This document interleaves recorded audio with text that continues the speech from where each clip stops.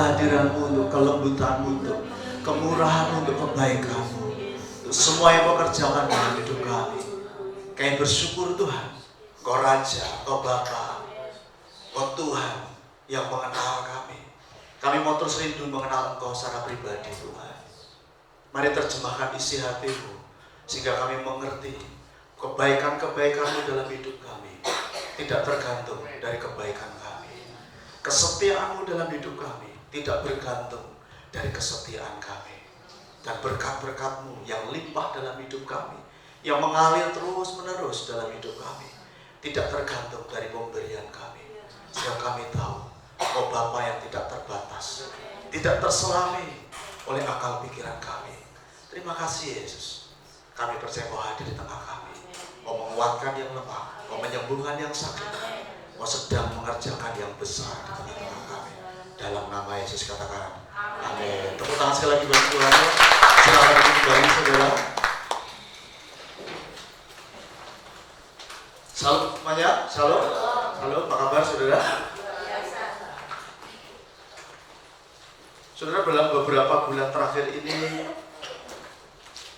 saya mau jujur sama saudara bahwa Tuhan ingin bergerak semakin hari semakin besar di tengah-tengah kita. Cuman pertanyaan, setiap kali Dia bergerak, Dia rindukan ada hati yang menangkap pergerakan itu. Setiap kali Dia mau bergerak dalam hidup bangsanya Israel, Dia selalu mencari yang namanya bejana yang kosong. Saudara, selama bejana hati kita terisi oleh apapun yang itu bukan dari Tuhan, terus dari mana kalau bukan dari Tuhan? Itu dari keinginan kita, itu dari kedagingan kita, itu dari purpose kita, dari tujuan kita. Dia tidak leluasa bekerja dalam hidup seseorang. Dia tidak leluasa bekerja di dalam gerejanya. Dia tidak leluasa bekerja di kota-kota di mana anak-anak Tuhan tinggal di sana. Saudara, dalam beberapa bulan terakhir ini ada sesuatu yang terus-menerus mengganjal dalam hati saya. Dan sesuatu itu bukan hal yang negatif, tapi sesuatu itu saya merasakan ada dorongan yang ilahi kuat dalam hati saya untuk terus bergerak, untuk terus mencari Tuhan, untuk menanti-nantikan Tuhan. Dan hari-hari ini kami berdua, khususnya dengan istri saya, mengalami kedekatan yang luar biasa. Saya mau beritahu sama saudara bahwa musuh daripada multiplikasi adalah ketidakadanya intimasi. Tapi sebaliknya, di mana ada intimasi, di situ ada multiplikasi. Saya ulangi lagi. Di mana ada intimasi, selalu ada multiplikasi. Kalau saudara ingin mengalami multiplikasi di setiap area hidupmu, gak terkecuali keuanganmu, keluargamu, hubunganmu, pekerjaanmu, proyek-proyekmu, termasuk juga status, termasuk juga jabatanmu, tidak ada cara lain. Engkau harus yang membangun namanya intimasi. Engkau pengen jalan keluar dari masalahmu, tidak ada jalan lain. Engkau mesti belajar intim dengan Tuhan. Dan beberapa bulan ini Tuhan terus tekan dalam hati saya untuk saya terus intim dengan Tuhan, intim dengan Tuhan. Kami pernah mengalami masa-masa sulit di mana yang memutuskan untuk saya intim dengan Tuhan itu saya secara pribadi, dan istri saya tidak. Itu pun Tuhan buka jalan yang ajaib buat kami bisa lewati 1,5 tahun tanpa bekerja sekalipun. Dan hari-hari ini tidak hanya saya yang mengalami intimasi dengan Tuhan, tapi istri saya mulai mengalami intimasi dengan Tuhan, mulai mengalami kedekatan dengan Tuhan, mulai apa yang pernah dipercayakan kepada dia, yaitu karunia kenabian yang nangkap sesuatu dari Tuhan, dan Tuhan dengan jelas dia tangkap dan Tuhan sampaikan pada dia dan dia sampaikan dengan saya, itu muncul kembali oleh karena adanya intimasi. Tapi kebenaran yang harus saya ingin katakan kepada saudara, tidak ada manusia yang bisa datang kepada Tuhan tanpa terlebih dahulu Tuhan menarik manusia itu. Saya ulangi ya, tidak ada satupun manusia di dunia ini yang bisa datang kepada Tuhan dan tertarik kepada Tuhan tanpa didahului Tuhan yang menarik orang itu. Jadi pada saat saudara, pada saat saya, istri saya, dan saudara semuanya tiba-tiba ada mau dekat dengan Tuhan, mau cari Tuhan, itu tandanya Tuhan lagi mepet saudara. Pada waktu itu ada kerinduan Tuhan mepet saudara. Saya katakan itu segala-galanya. Pada waktu koresponin, tiba-tiba keadaan berubah. Boom.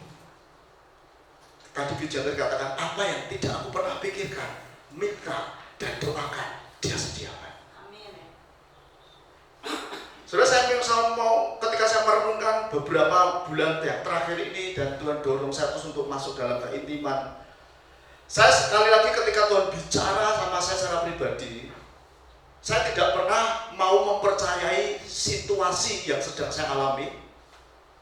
Saya tidak mau mempercayai apa yang orang katakan terhadap situasi yang juga saya alami. Saya tidak mau mempercayainya. Pada saat Tuhan berbicara spesial pada saudara, adalah bijaksana untuk engkau jangan mendengar apapun yang orang katakan tentang situasimu.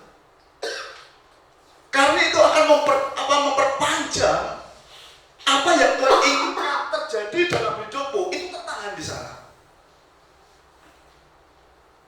Setiap kali Tuhan bicara sama saya secara pribadi, dan ketika pembicaraannya itu melampaui daripada apa yang bisa saya tangkap, apa yang bisa saya kejar, apa yang bisa saya raih, di situ Roh Kudus ngomong begini, aku akan kuatkan kamu, aku akan bantu kamu, justru dalam kelamaanmu, kuasaku nyata di dalam kamu. Saya mau beritahu, ketika kau hari-hari ini mengalami keintiman dengan Tuhan, seringkali apa yang dikatakan kepada saudara secara pribadi itu bertentangan dengan situasimu, dengan orang-orang yang ada di dekat kamu. Tapi kabar baiknya, kau mesti kejar dia terus. Gak usah peduliin apa kata orang, gak usah peduliin apa kata situasimu, tapi mau kejar terus. Dan saya belajar dari firman Tuhan, orang-orang yang mengejar apa yang dikatakan Tuhan, orang-orang itu end of life-nya itu selalu finish strong. Finishnya itu selalu strong, kuat.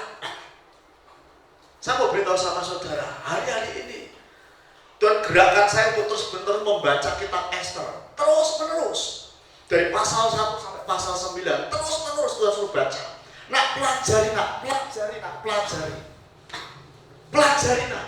Saya juga meminta saudara untuk sepulang dari tempat ini, saudara selama 1 bulan ini saya mau mengajarkan tentang kitab Esther.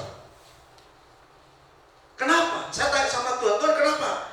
Kok kamu mau ngajarkan? Aku minta juga hikmatmu, minta wahyumu untuk saya sampaikan kepada umatmu, khususnya untuk kitab Esther sendiri. Saudara, ketika saya merenungkan ini, terus maumu apa Tuhan disampaikan kepada teman-teman semuanya, disampaikan kepada jemaat-jemaat semuanya tentang kitab Esther. Tuhan bilang begini, nah, aku pengen ada keintiman di tengah-tengah umatku terjadi, nah. Karena aku merasakan keintiman itu sudah benar-benar tidak terjadi. Saya sebagai hamba itu saya bilang gini, oke Tuhan, aku mau ikutin apa yang kamu mau. Hanya ajarin aku langkah demi langkah untuk bahas kitab Esther. Berikan aku pewahyuan. Jadi pada saat kau ngerti rahasia kitab Esther, saya mau beritahu, iblis takut dengan keintimanmu dengan Tuhan. Pada saat iblis takut dengan keintimanmu, saya mau beritahu, tidak ada masalahmu yang tidak dapat diselesaikan. Kebanyakan anak-anak Tuhan ketika dapat masalah, bukan mendekat kepada Tuhan, bukan cari Tuhan, bukan merendahkan diri, puasa, baca firman Tuhan, terus menghadap Tuhan, justru dia lari ke dunia. Tadi pagi pada waktu saya mandi, Tuhan bilang begini, ada banyak anak-anakku meninggalkan Bethlehem, dia pergi ke Mesir, sama seperti Elimelek. Karena dipikir di Moab ada kehidupan, karena dipikir di sana ada janji Tuhan, dia tinggalkan Bethlehem. Bethlehem artinya rumah roti. Kalau kau ada masalah, kau tinggalkan Betlehemmu, habis. Kau cari Mesir, Mesir itu gambaran dunia. Elimelek berpikir bahwa kalau aku tinggalkan Betlehem, saya belajar yang ada di Betlehem pada masa kekeringan di apa namanya? Di Rum pasal 1 tidak ada satupun yang mati di sana.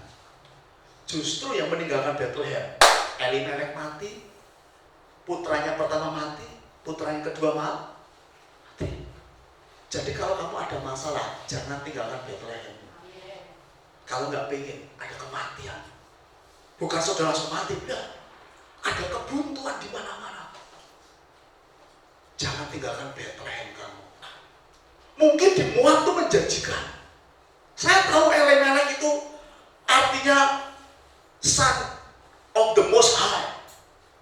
Elimelek itu artinya luar biasa, anak dari Allah yang maha tinggi, Allah besar. Ketika di Betlehem terjadi kekeringan, kelaparan, dia lihat Moab kok baik ya. Dia melihat negara orang lain kok baik ya. Alangkah baiknya, saya katakan nggak ada salahnya, saudara, nggak ada salahnya untuk mencari jalan keluar dengan melihat dunia luar sana itu kok menjanjikan, memang nggak ada salahnya.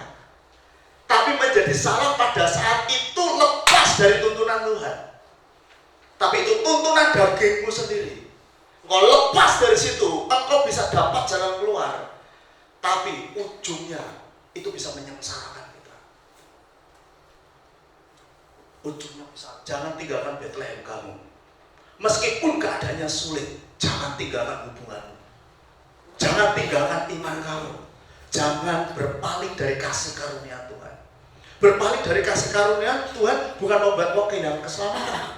Berpaling dari kasih karunia Tuhan membuat kita semakin hari mengandalkan kekuatan kita sendiri. Jangan tinggalkan Betlehem kamu. Hanya kau melihat hari-hari ini banyak masalah di sekelilingmu yang muncul bertubi-tubi. Engkau mesti tetap stay di Betlehem. Dan saya membaca kitab Rut pasal 1, pasal 2, pasal yang ketiga. Tidak ada satupun orang yang mati yang tetap tinggal di rumah roti, yaitu Yesus, berhubungan dengan Yesus. Tapi pada waktu saya baca, pada waktu, saudara, kalau Tuhan bicara sama kita tuh anytime, any place, anywhere. Ketika saya mandi, saya berhenti sebentar. Banyak hari-hari anak-anakku meninggalkan Bethlehemnya. Dia justru kepincut dengan Moab dan Mesir. Artinya apa? Mulai mengandalkan kekuatannya sendiri, nggak mau bersandar pada anugerah Tuhan. Amin. Kita baca kitab Ester. Saya mau ajari kitab Ester seperti Tuhan ajarin saya. Setan takut ketika engkau mengerti rahasia yang ada di dalam kitab Ester. Ester pasal yang pertama. Jangan tinggalkan Betlehem kamu. Ini akan saya khotbahkan bulan depan. Bulan ini saya khusus bahas Ester saja. Ester pasal yang pertama. Saudara perhatikan ayat yang pertama sampai ayat yang keempat dulu. Ester pasal yang pertama, ayat yang pertama sampai ayat yang keempat. Saya minta teman-teman semuanya nanti di rumah membaca kitab Ester ya. Selesaikan. Ini kan ada 9. Kalau satu hari 2 pasal, atau ya 1 hari 2 pasal, itu kan ada 10. Jadi saudara selesaikan mungkin dalam waktu 5 hari atau 4 hari bisa selesai. Ya. Jadi saya minta teman-teman semua, saudara-saudara semuanya baca kitab Ester. Karena ketika kau jebol rahasia ini, jebol pergumulanmu, dan kau tidak lagi keluar dari Betlehem kamu, kau tetap stay di Betlehem. Dan orang-orang yang tinggal di Betlehem tidak mungkin mati kelaparan di sana, justru diberkati dengan ajaib. Oke? Mari baca bersama-sama ayat yang pertama sampai ayat yang keempat dari kitab Ester pasal yang pertama ini. 1, 2, 3, ya. Pada zaman Ahasveros, dialah Ahasveros yang merajai 127 daerah mulai dari India sampai ke Ethiopia. Pada zaman itu, ketika bersemayam di atas tahta kerajaannya di dalam benteng Susan, pada tahun yang ketiga dalam pemerintahannya, diadakanlah oleh Baginda perjamuan bagi semua pembesar dan pegawainya, tentara Persia dan Media, kaum bangsawan dan pembesar daerah hadir di hadapan Baginda.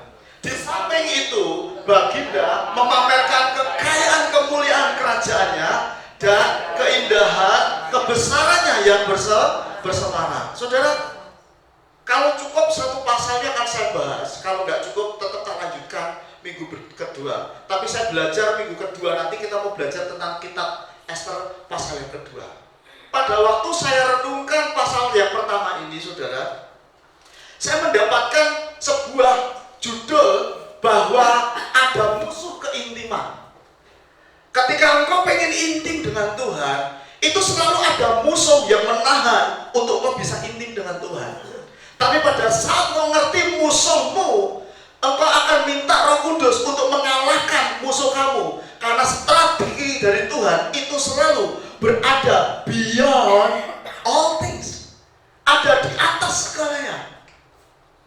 Ya, saudara, di ayat yang pertama tadi dikatakan, ayat yang pertama coba deh. Ayat yang pertama dikatakan seperti ini.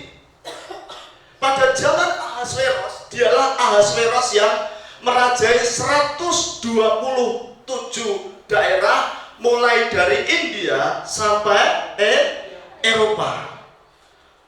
Saudara, pada waktu saya membaca ayat ini, Tuhan wahyukan saya dua hal tentang raja yang namanya Ahasveros. Raja ini bisa representasi Tuhan sendiri, representasi mewakili Tuhan sendiri. Dan yang kedua, Ahasveros ini juga bisa mewakili manusia. Tapi dalam pasal 1 ini saya mau mengambil sisi Ahasveros ini dari sudut pandang bahwa dia itu saya gambarkan atau digambarkan seperti Tuhan sendiri. Ya, seperti Tuhan sendiri. Saudara, memang kalau kau baca di kitab Ester, saudara nggak akan pernah lihat, baca, dan temukan nama Tuhan di sana. Nggak ada. Nggak ada. Kitab Ester ini tidak ada satu kata pun yang menyebut nama Tuhan. Nggak ada. Tapi yang kau harus mengerti bahwa kitab Ester itu tangan Tuhan bekerja di setiap agenda, di setiap nama-nama orang yang ada di dalamnya. Ya, saudara, saya ketika membaca Ahasveros ini dikatakan pada zaman Ahasveros. Ahasveros itu siapa? Ahasveros itu adalah raja keempat dari Media Persia. Media Persia dikatakan dia memiliki kekuasaan dari India sampai Ethiopia. Ini raja luar biasa, bukan karena dianya, tapi leluhur-leluhurnya luar biasa. Sukanya fight, sukanya bertempur, sukanya menginvasi daerah-daerah yang lainnya. Dari India dikatakan sampai Ethiopia, dikatakan dari India 27 daerah, 27 provinsi. Itu dalam sejarah saya buka, saya baca. Jadi Ahasveros itu raja keempat dari Media Persia. Semua ada 10 raja, dia raja nomor 4. Ya, dia raja nomor 4 yang diberi kekuasaan untuk naik tahta. Karena dia lahir dari benih Darius the Great, Darius Agung yang pertama. Darius Agung itu punya 2 istri. Satu istri, selirnya banyak. Ya, maka Ahasveros inilah yang diberi mandat untuk meneruskan kekuasaannya. Yang lahir dari bundek-bundeknya tidak diberikan kekuasaan. Saudara, ini terdiri 127 itu 23 negara kalau sekarang. Bayangkan saudara, otoritasnya, kekuasaannya 23 negara. Coba kalau dia sampai di Asia, saya percaya Gajah Mada juga ditambah. Ini tahun berapa Mas Untung? Ini tahun 500 sampai 600 sebelum Masehi. Gajah Mada hidup di area itu. Cuman dia kekayaannya otoritasnya, invasinya tidak sampai ke Asia kecil. tidak sampai ke Asia, ke Indonesia. Kalau sampai ke Indonesia, Gajah Mada, Majapahit semua diangkut ke sana semua. Jadi kekuasaan Indonesia juga jadi kekuasaannya. Enggak sampai di situ. Saudara, pada waktu saya teliti, ternyata tadi saya katakan ini bisa mewakili Tuhan dan ini bisa mewakili manusia. Mewakili Tuhan itu dipakai di Alkitab saudara, dipakai kata Ahasveros. Nah, Ahasveros itu artinya apa? Ahasveros itu artinya the king of king, leader, the great king. Tadi saya katakan Raja Ahasveros ini representasi dari Tuhan sendiri, yang kekuasaannya, yang otoritasnya itu besar sekali. Memang kekuasaan otoritas Ahasveros tidak bisa dibandingkan dengan Tuhan. Tapi dalam kitab Ester ini saudara bisa melihat kekayaannya, kekuasaannya dahsyat sekali. Ini melambangkan Tuhan yang memiliki otoritas dan kuasa yang besar sekali. Oke, ayat yang kedua, jadi artinya itu dia prince, dia artinya raja segala raja, dia artinya head, dia artinya the great king, dia pemimpin yang besar. Ya, ayat yang kedua bilang apa aja? Jadi 23 negara itu ada dalam kuasanya. 127 itu provinsinya dipercayakan kepada saudara. Kalau saudara pernah nonton film yang judulnya 300, itu menggambarkan 300, itu menggambarkan sedikit tentaranya. Tapi rajanya itu tidak seperti itu ya. Nah, kalau dalam bahasa media Persia itu tidak ditulis Ahasveros, tapi ditulis Xerxes. X-E-R-X-E-G. Xerxes. Bukan Ahasveros. Alkitab mencatat namanya Ahasveros, tapi sejarah media Persia itu namanya Xerxes. Ayat pertama ya. Bedanya apa Mas Untung? Ahasveros dengan Xerxes. Tadi saya katakan, Alkitab ini menggambarkan Ahasveros itu menggambarkan Tuhan sendiri. Tapi kalau kalau di sejarah Ahasveros tidak ditulis Ahasveros. Di dalam sejarah media Persia ditulis bukan Ahasveros, tapi ditulis Xerxes. Nah, Xerxes itu artinya apa? Xerxes itu artinya apa? I will silent and poor. Aku akan diam dan miskin. Saudara, perhatikan baik-baik ya. Ada saat dalam hidup ini kita harus bicara. Ada saat dalam hidup ini kita bisa diam. Dan saya mau katakan sama saudara, tidak selamanya ya silent is gold. Saya tidak katakan, saya katakan ya, tidak selamanya diam itu emas. Ada saatnya engkau diam, engkau itu emas. Tapi tidak selamanya engkau diam terus pada saat apa? Ada orang, ada pasanganmu berbuat dosa. Tapi saya tidak mau bahas itu, saya mau bahas Ahasveros itu melambangkan Tuhan. Ayat yang kedua, perhatikan baik-baik. Ayat yang kedua mengatakan seperti ini. Ahasveros artinya king of king. Dia merepresentasi dari Tuhan, Tuhan itu sendiri. Ayat yang kedua dikatakan pada zaman itu ketika Raja Ahasveros bersemayam di atas tahta kerajaannya di dalam benteng apa? Benteng Susan. Ayat yang ketiga, perhatikan. Pada tahun yang ketiga dalam apa? Pemerintahannya diadakanlah oleh Baginda perjamuan bagi semua pembesar dan pegawainya, tentara Persia dan Media, kaum bangsawan dan pembesar daerah hadir di hadapan Baginda. Ayat 4 bereskan. Di samping itu Baginda memamerkan kekayaan, kemuliaan kerajaannya dan keindahan kebesarannya yang bersama berhari-hari namanya sampai berapa? 180 hari. Saudara itu berapa bulan kira-kira? Sip. Tuhan itu kalau nulis Alkitab bukan ngawur-ngawuran. Pasti ada meaning, ada artinya dibalik daripada setiap angka, setiap nama, setiap kejadian. Ahasveros itu raja yang paling muda di dalam pemerintahan media Persia. Banyak profesor itu meramalkan, meneliti usianya itu 30-an. Nah, pada waktu dia memerintah itu dikatakan pada tahun yang ketiga.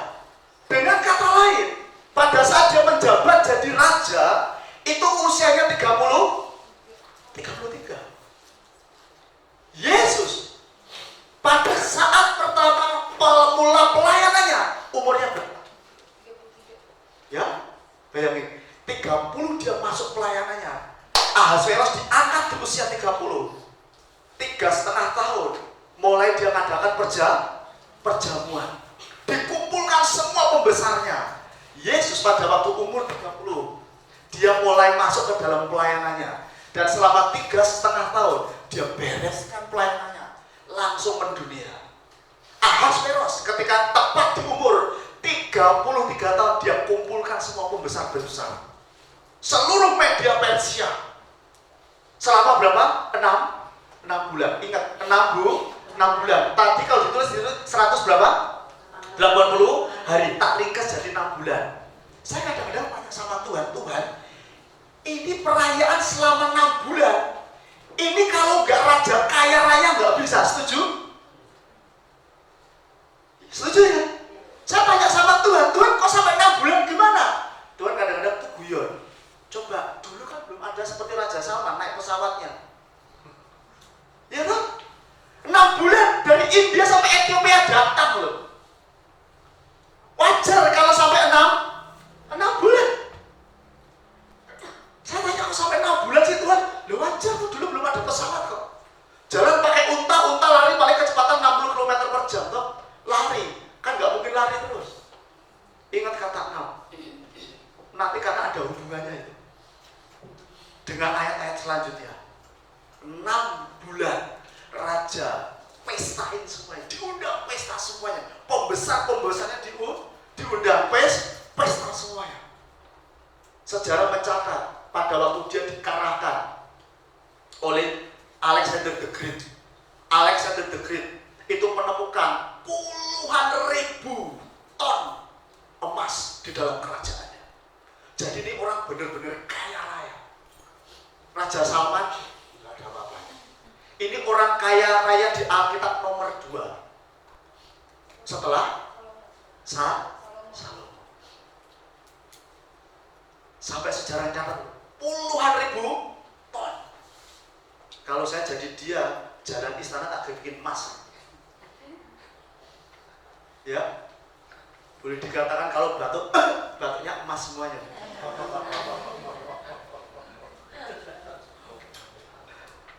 Coba, ini pengen tunjukkan loh, ini luar biasa, ini raja luar biasa. Dikatakan yuk, di samping itu baginda memamerkan kekayaan kemuliaan kerajaannya dan keindahan kebesaran yang bersemar berhari-hari lamanya sampai 180 hari, sampai 6 bulan. Sampai 6 bulan. Pada waktu saya renungkan ini bicara tentang undangan Tuhan, undangan raja yang ditujukan kepada siapa? Pada semua orang, pada setiap kita diundang. Lanjutin Jel. Ayat yang kelima dia ngomong gini, setelah genap hari-hari itu maka raja mengadakan perjamuan lagi berapa? 7 hari. Tadi ada 6, terus ada hari 7. Penciptaan dia ciptakan berapa hari? 6. Dia beristirahat dari keberapa? 7. Jadi dia ciptakan, dia tunjukkan kemewahannya semuanya. Hari pertama aku tunjukkan kepadamu, hari kedua, hari ketiga, sampai hari ke-6.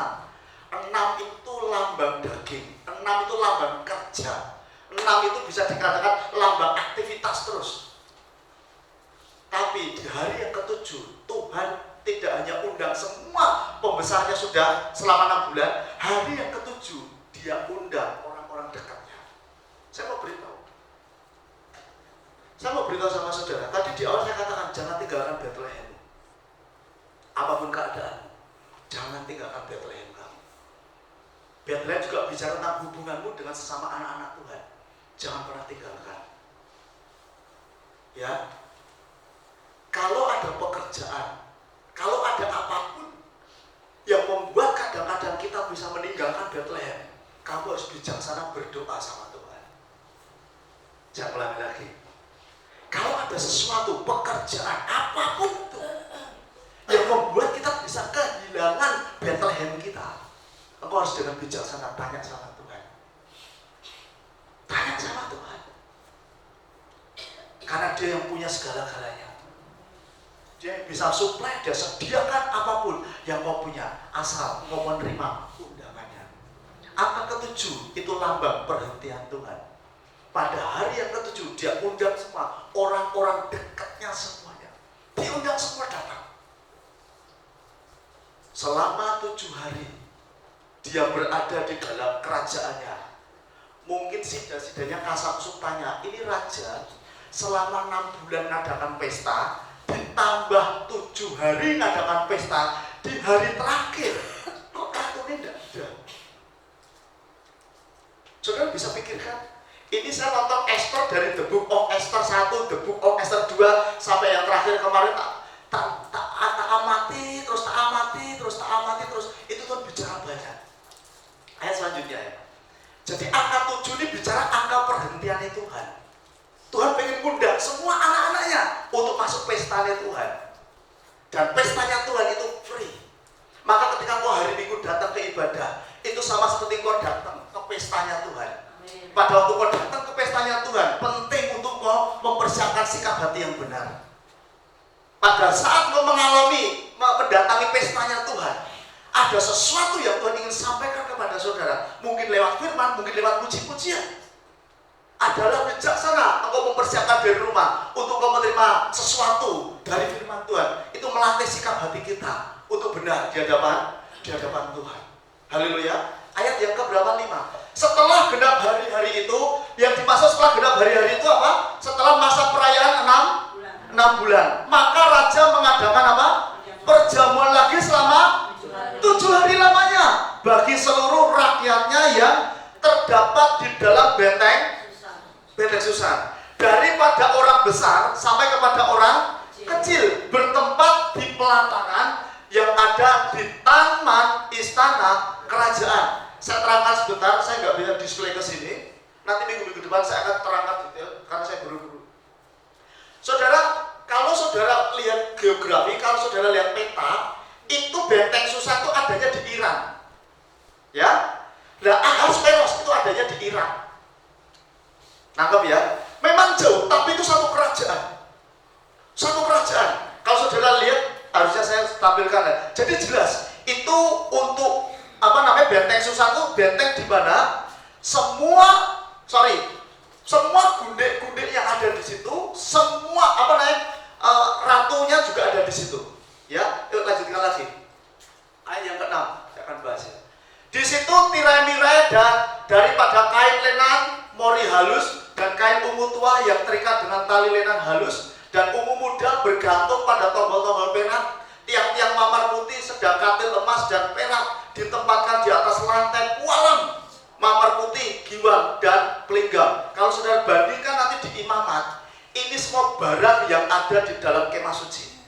Ini lambang. Kalau saudara lihat juga imam-imam besar yang tugas di kemah suci, semua batu ini ada di dadanya. Jadi ini bicara tentang apa? Hati Tuhan. Jadi Tuhan ingin memamerkan kepada kita semua yang diundang. Apapun yang kau butuhkan, saudara nanti lihat ya. Harusnya bisa tampilkan ya. Di dada imam besar itu ada 12 batu. Benar ya Pak? 12 batu. Itu masing-masing batu itu ada artinya. Ada kau pengen keindahan, ada kau pengen berkat, ada kau pengen kekudusan, semua ada. Jadi pada waktu pestanya Tuhan, setiap hari Minggu ini pestanya Tuhan. Tuhan menawarkan kepadamu undangan, apa yang kau ingin dapatkan di pesta itu, Tuhan akan berikan kepadamu. Kalau kau membuka hati dan kau percaya, kau pulang dari ibadah ini, kau akan mendapatkan keajaiban dari Tuhan. Atau kau memiliki sikap hati yang benar. Ya, ini menggambarkan keindahan Tuhan. Ini menggambarkan keberadaan Tuhan Bapa kita yang ingin menyediakan apa yang kau butuhkan hari-hari ini. Hanya kau datanglah kepada Tuhan dengan sikap hati yang benar. Bahwa di rumahku itu ada kemewahan, di rumahku itu ada penjagaan, di rumahku ada kelimpahan, di rumahku ada damai sejahtera, di rumahku ada semua yang kau butuhkan. Gereja ini harus menjadi gereja yang memberi solusi, tidak hanya kepada umat Tuhan, tapi membawa juga solusi bagi orang-orang yang ada di sekitarnya. Yang setuju katakan amin. Karena kita dipanggil untuk seperti itu. Ayat selanjutnya, oh ya, makasih aja. kayak gitu, pakaian itu ada 12. Nanti minggu depan saya tak cerahkan. Lanjutin ayatnya deh. Ayat berapa jadinya? Nah, ayat 6. Ayat yang ke-7. Minuman dihidangkan dalam piala emas yang beraneka apa? Warna. Nggak kekurangan kekayaan, ini bapak kita loh saudara. Dan anggurnya ialah anggur minuman raja yang berlimpah-limpah sebagaimana layak bagi raja. Terus ya, 8. Adapun aturan minum ialah tiada dengan paksa, karena beginilah disyaratkan raja kepada semua pelayan-pelayan dalam, supaya mereka berbuat menurut keinginan tiap-tiap orang. Ayat yang ke-7. Oke, ayat 6 dulu ya. Saudara perhatikan baik-baik. Tuhan yang kita sembah itu adalah Tuhan yang tidak terbatas. Katakan amin. Engkau mau menghubungkan kebutuhanmu apapun, engkau terhubung dengan Dia, sikap hatimu benar, maka yang terjadi apa yang kau butuhkan itu akan tersalur secara otomatis. Cuma pas pertanyaannya seringkali sikap hati kita ini nggak benar. Tuhan berkati aku, Tuhan berkati aku. Bukan Tuhan nggak mau memberkati. Kerinduan Tuhan adalah memberkati kita lebih daripada diri kita sendiri. Minta Tuhan berkati kita. Cuman masalah seringkali sikap hati kita ini salah, saudara. Salahnya gimana? Akhirnya saya sadar bahwa di Alkitab itu ada favoritnya Tuhan. Orang-orang percaya seperti ini juga ada yang difavoritin Tuhan, ada yang enggak. Bukan berarti cintanya Tuhan itu berbeda-beda. Tapi di antara kita ini ada yang bisa narik hatinya Tuhan. Ada yang bisa narik hatinya Tuhan. Ketika bisa narik hatinya Tuhan, maka yang terjadi apa? Kemurahan dan kemudahan Tuhan turun atas orang itu. Mari belajar jadi pemikat hatinya Tuhan, narik hatinya Tuhan, jadi favoritnya Tuhan. Dengan cara apa? Jangan tinggalkan Betlehemmu. Kau dekat dengan raja kamu, ngerti apa maunya raja. Bahkan baru kau pikirkan saja, itu sudah datang dalam hidup kamu. Wah, itu mah terlalu muluk-muluk mas. Aku nek ngomong nggak muluk-muluk saudara. Aku nggak perlu ceritakan. Saya nggak mau kesaksian lagi saudara. Karena saya pernah kesaksian itu ada orang kepahitan loh gara-gara pendeta kesaksian terus. Kok gitu? Iya, yang disaksikan berkatnya terus. Lah aku ngalami anugerah kok. Kadang-kadang aku juga dulu pernah di posisi saudara semuanya. Saya diberkati baca bukunya siapa namanya? Sandi Adilaja. Orang hitam pertama kali memenangkan KIK Ukraina. Jemaatnya pertama kali 7 orang. Dalam waktu 17 tahun meningkat 40.000 orang. Pertama kali dia datang ke KIK, dipanggil apa? Monyet jalan. Karena hitam sekali. Diledekin, hei monyet, kamu mau kemana? Tapi nggak tahu monyet yang dipanggil itu menjadi penggerak kebangunan rohani pertama di Ukraina. Siapapun PBB mau tamu-tamu negara-negara lain, itu kalau mau masuk ke Ukraina, mesti ketemu sama dia. Uni Soviet hari ini nggak berani caplok Crimea karena ada dia. Dia dekat dengan setiap orang-orang Israel yang ada di dunia. Karena apa? Hubungan dia dengan Tuhan intimnya luar biasa. Dia tulis buku yang saya baca, aku pengen seperti dia Tuhan. Ajari aku Tuhan. Dia tulis buku ngomong gini, pastoral with no tears. Jadi penggembalaan tanpa air mata katanya. Selama menggembalakan tidak pernah satupun air matanya itu turun katanya. Dia ceritakan kenapa banyak hamba-hamba Tuhan kok pelayanan masuk pelayanan kok air matanya kok keluar terus hanya untuk memenuhi kebutuhannya ya. Tapi saya walaupun ada kesulitan, ada tekanan, nggak pernah air mataku itu turun. Hanya untuk yang semua kebutuhan itu. Wah, saya mau belajar dari orang seperti ini. Rahasianya itu apa? Kalau engkau berjalan dengan orang-orang yang rohaninya lebih tinggi, maaf ya, lebih dalam, pengalaman rohani lebih dalam sama kamu, saya mau beritahu, jadilah pendengar yang baik. Setelah itu kau pulang, engkau minta Roh Kudus ajari. Roh Kudus, dia kok berhasil seperti ini ya? Aku pengen. Cuman kan aku unik, beda dengan dia. Ajari aku sesuai dengan kekuatanku dan kelemahanku. Nanti Tuhan garap kamu sesuai dengan apa yang dia pandang baik untuk kamu. Karena masing-masing kita tuh unik. Petrus Agung begitu dipanggil, ya Petrus Agung satu-satunya di situ. Anaknya ngikutin caranya nggak bisa. Saya nanti kalau dipanggil, Samuel suruh ngikutin persis seperti saya, nggak bisa. Tommy Barnett nggak bisa, diikuti Matius Barnett nggak bisa. Benny Hinn punya anak, ngikutin dia nggak ada. Karena masing-masing kita tuh punya keunikan di hadapan Tuhan, dan Tuhan itu membuat keunikanmu menjadi kekuatan kamu. Belajar kenal Tuhan, bukan yang lain. Haleluya. Dikatakan ini lambang apa kekayaan Tuhan. Diundang sama Tuhan, come. Apa yang kamu butuhkan, come. Datang. Asal kamu mau intim gak dengan aku. Kami tidak mau meninggalkan Bethlehem kami. Saudara, jangan tinggalkan Bethlehem kamu. Kejar Tuhan terus. Apapun situasimu, kejar Tuhan. Karena apa? Engkau aman ketika engkau berada di Bethlehem bersama dengan orang-orang percaya lainnya, daripada di Moab yang menjanjikan tapi gak ada perjanjian dengan Tuhan di sana. Mas aku sibuk, ya gak apa-apa. Mas aku kerja, gak apa-apa. Saya katakan ya bisa saja. Engkau di rumah juga bisa berdoa dengan istrimu, dengan anak-anakmu, gandeng tangan. Jangan keluar dari Bethlehem. Bethlehem artinya apa? Persekutuanmu dengan Tuhan, dan suami, istri, anak-anakmu bersekutu di sana. Jangan cari jalan keluar dengan kekuatanmu sendiri. Sia-sia. Amin. Istri saya dapat banyak dapat banyak. Pak, nanti gereja ini kayak gini. Dan yang selanjutnya, perhatikan saudara. Kita bicara masalah keintiman terus ya. Ini ayat yang menarik saudara. Ini membuat saya itu merenungkan ayat ini, dan saya tanya sama Tuhan. Ayat yang ke-9 sekarang. Juga Wasti sang ratu mengadakan apa? Perjamuan lagi bagi semua perempuan di dalam istana Raja Ahasveros.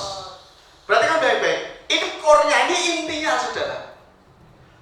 Dalam ayat yang pertama sampai ayat yang ke-8 itu bicara masalah undangan Tuhan untuk menikmati berkatnya, menikmati sukacitanya, menikmati solusinya, menikmati apapun janji-janjinya. Dia undang. Nah, Tuhan itu selalu berhubungan dengan gerejanya itu personal, pribadi, nggak rombongan. Kenapa saya katakan ayat ini mengatakan juga fasti. Fasti itu gambaran Adam yang pertama. Saya gambarkan Ahasveros itu gambaran Tuhan sendiri. Fasti itu gambaran Adam yang pertama. Mas, untuk artinya Wasti itu apa? Saya baca di sini. Fasti itu artinya cantik, elok, indah rupawan. Ya, cantik, elok, indah rupawan.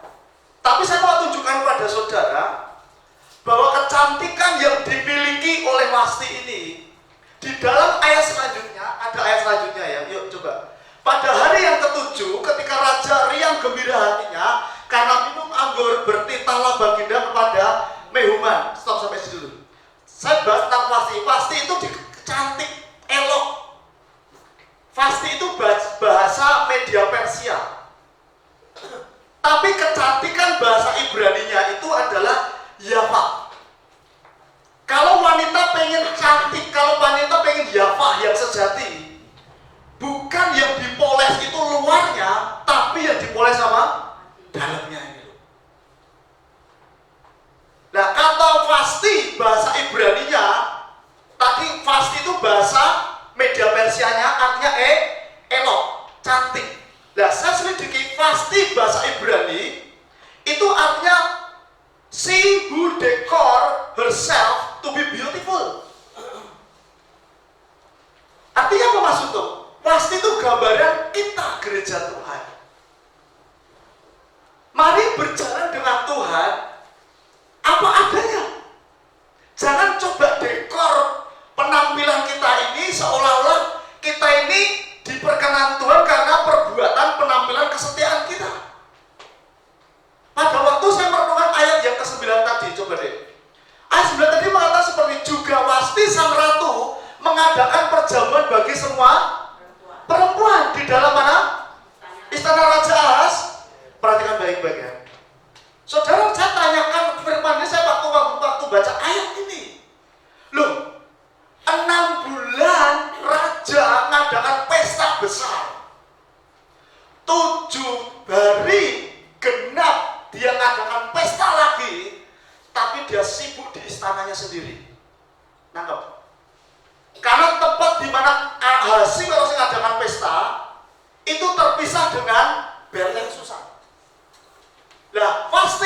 sibuk mengadakan pestanya sendiri dengan para selir-selirnya.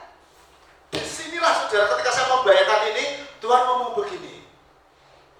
Pasti ini gambaran anak-anakku yang ngomong begini, aku yang penting terima keselamatan, penting masuk surga. Urusan rencanamu, urusan apamu, itu bukan urusanku.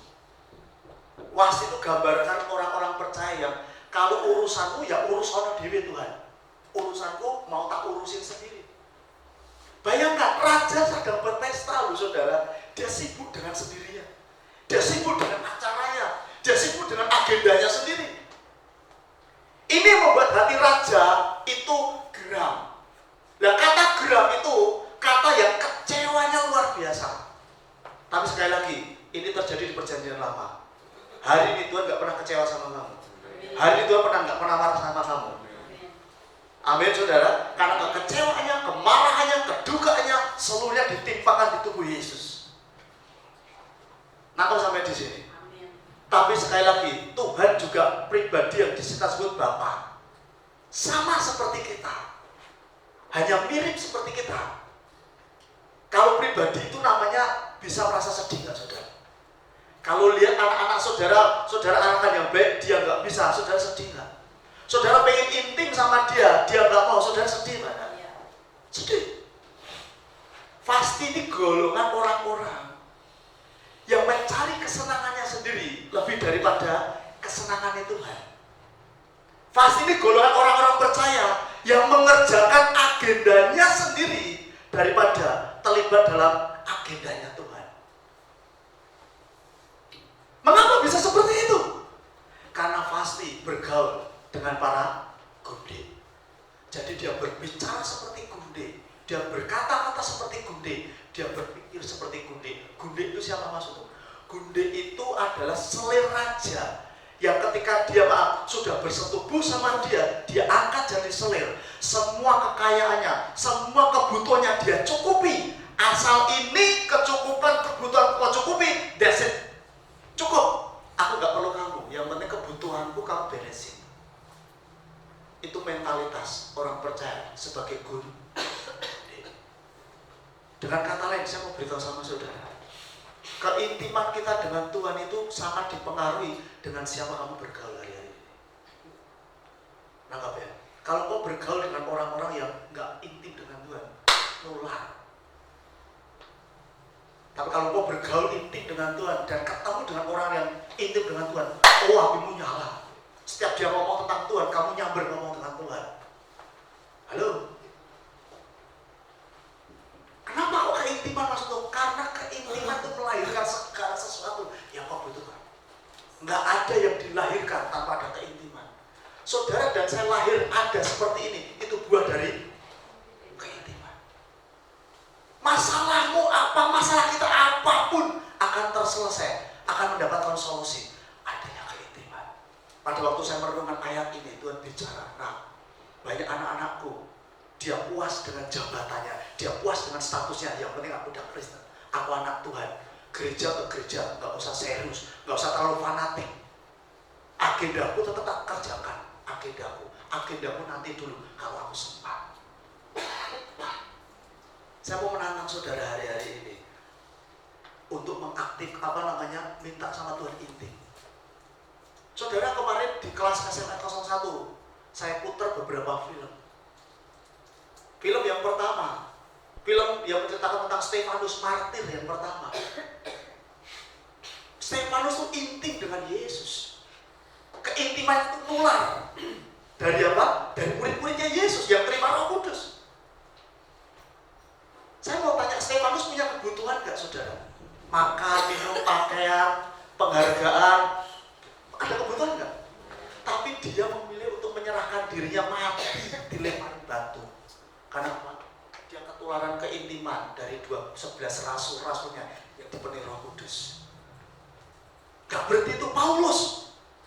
Rela memberikan kepalanya dipenggal. Karena apa? Dia punya keintiman dengan Tuhan. Urusannya tiap hari bukan hanya itu terus.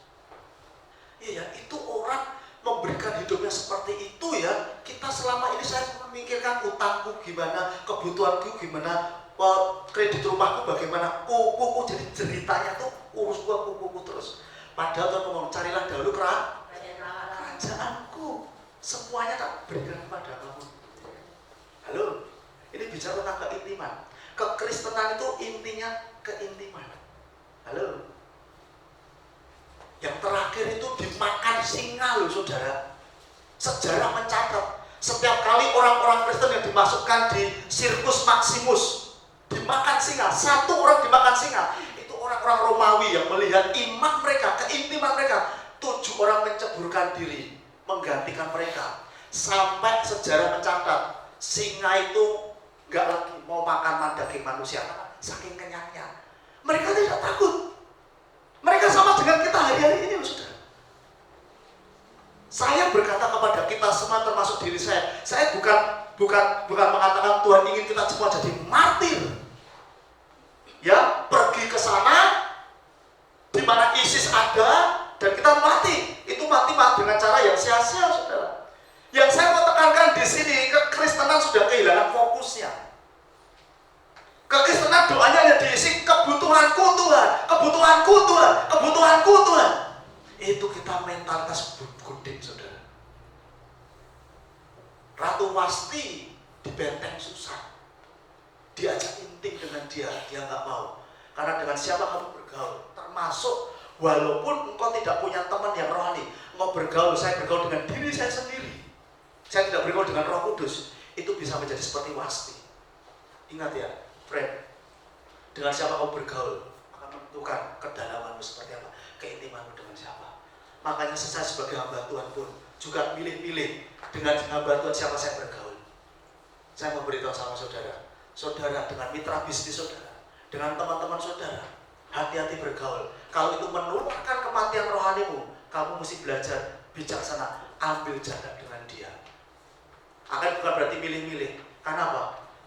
Kalau kita bergaul dengan orang yang nggak intim, saya mau beritahu, nggak pernah ada dilahirkan dari orang percaya nggak punya keintiman dengan Tuhan. Ketika mau intim dengan Tuhan, selalu ada yang baru, ada baru. Kemarin saya sekarang meja makan loh, ngomongin Tuhan terus sekarang. Jadi Mbak sama ngomongin Tuhan terus. Jadi Mbak mau kirim papa beli bendera-bendera Asia Pak. Nanti di ruang doa ada bendera yang Asia aja Pak. Singapura, Vietnam, Brunei, Malaysia Pak. Nanti Tuhan akan kirim kita datangin ke negara-negara ini. Nah dulu bangsa-bangsa memberkati kita dengan rohani kabar baik Injil. Sudah saatnya gereja sekarang memberkati bangsa-bangsa. Saudara yang akan dipakai Tuhan. Cuman percaya mau gak intim dengan Tuhan. Wasti hanya puas dengan apa? Jabatan sebagai ratu. Kamu urusanmu sendiri, ini urusanku. Nah, kok sampai di sini ya saudara? Hati-hati dengan siapa kau bergaul hari-hari ini. Itu akan mempengaruhi cara bicaramu, cara berpikirmu, dan sikap hati kamu. Amin. Lanjutkan lagi. Ayat yang ke-10. Pada hari yang ke-7, ketika raja yang gembira hatinya karena minum anggur, bertitahlah baginda kepada siapa? Mehuman, Bitsa, Herbona, Bigta, Abakta, Serta, dan Kaskas. Ya ini apa? Ke-7 sida-sida yang bertugas di hadapan raja. Disuruh ngapain dia? Supaya mereka apa? Dengan memakai mahkota kerajaan menghadap raja untuk memperlihatkan apa? Kecantikannya kepada sekalian rakyat dan pembesar-pembesar, karena sang ratu sangat elok. Nah, kata sangat elok rupanya itu dipakai Yafah. Bukan dipakai kata top yang dikenakan sama Esther. Kata top, T-O-W-B, itu cantik di luar, cantik di dalam. Gereja, kenapa kok mereka perempuan? Perempuan itu lambang gereja. Wasti perempuan, Esther perempuan, itu lambang gereja. Gereja selalu diwakili perempuan, dan kita ini mempelainya Tuhan. Tuhan ingin kita punya kecantikan di luar dan kecantikan di dalam. Kecantikan di luarmu itu memikat orang mengenal Yesus yang ada di dalammu, karena dalammu itu cantik sekali. Nah, kalau sampai di sini saudara, ayat yang ke-10 tadi akan saya bahas minggu depan, karena ini sudah jam 11 lebih. Saya tanya sama Tuhan begini, Tuhan, ini manggil wasti aja butuh berapa orang tadi? Coba hitung saudara. Hah? Manggil wasti untuk intim saja butuh orang berapa itu? Apa raja kurang kerjaan? Kagak. Saya waktu meneliti ayat ini, nah ini bicara loh Pak, undanganku kepada gerejaku, undanganku kepada mempelaiku, undanganku kepada anak-anak yang aku kasih lewat pengorbanan Yesus. Itu semua ternyata ada artinya itu saudara. Aku bahas cuma satu aja, penghuman. Artinya apa ya? Jadi raja itu pengen intim sama wasti, nyuruh 7 orang datang, rombongan. 1 kan cukup kan? Tapi ini nyuruh 7. 7 ini bicara masalah hari-hari itu saudara. Kenapa 7? Senin, Selasa, Rabu, Kamis, Jumat, Sabtu, Minggu.